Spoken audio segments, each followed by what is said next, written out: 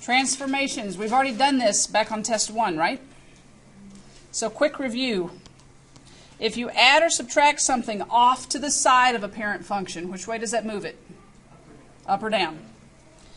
If you add or subtract something inside with the x, it's going to move it left or right. Yep. The bubble says if h is bigger than 0, then it shifts it to the right. Yep, so you would have x, like x plus 2. That moves it to the left. X minus 2 moves it to the right. So what they're saying is if h is bigger than 0, it moves it to the right. So in this case, h was 2, right? Because they have x, they have x minus h. So x minus 2 would move it to the right. If they had x minus negative 2, which would become x plus 2, that would move it to the left. So in this case, the h is a negative 2. Anyway. Yep. Just remember that it moves opposite of what you probably think it moves. If it's x plus a number, it moves left. If it's x minus a number, it moves it right. Number out front. If it's a bigger than 1, it stretches it vertically. If it's between 0 and 1, it compresses it vertically. If it's a negative out front, what does it do?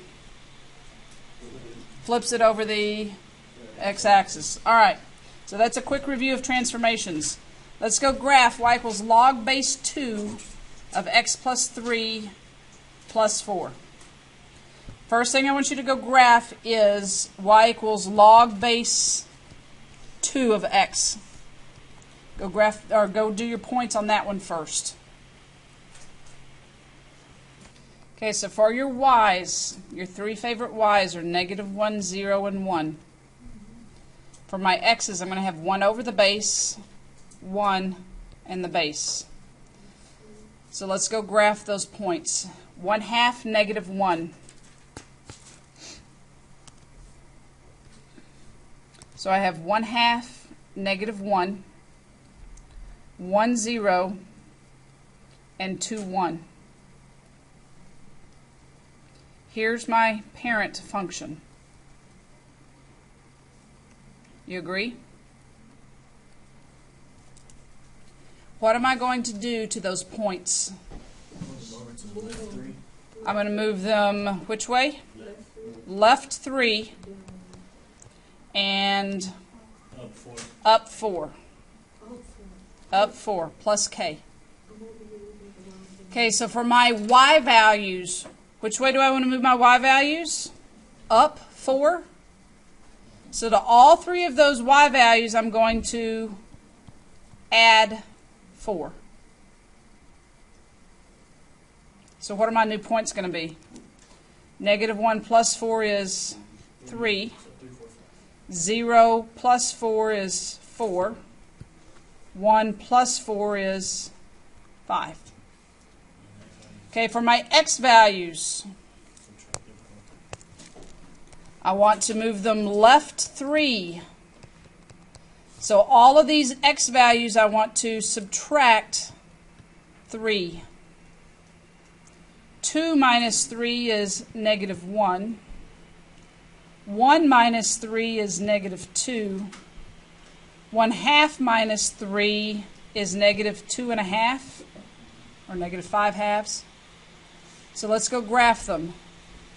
-5/2, comma 3.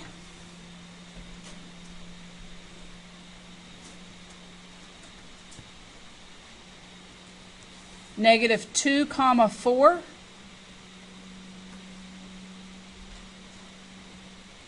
And -1, comma 5.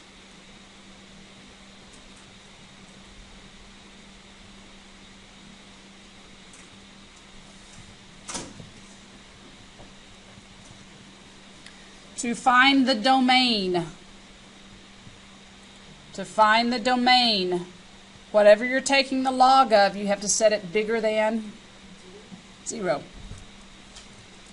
So I'm going to say x plus 3 has to be bigger than 0, so x has to be bigger than negative 3. My domain is negative 3 comma infinity. What is my range?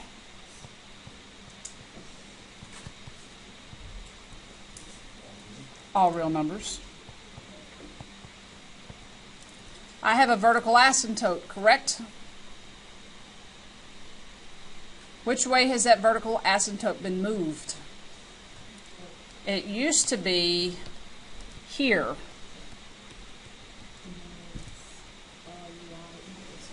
It used to be at x equals 0. Now it's been moved which way? Left 3.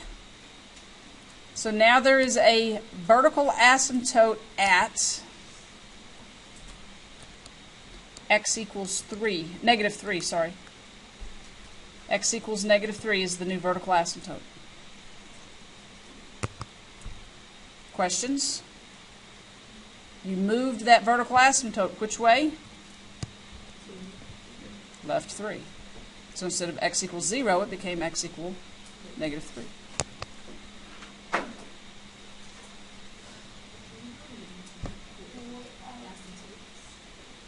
Question? The asymptote thing again?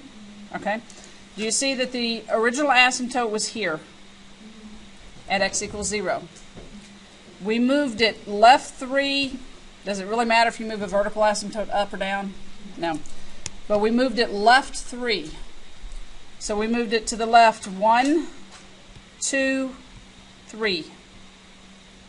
So it's now at x equal negative 3.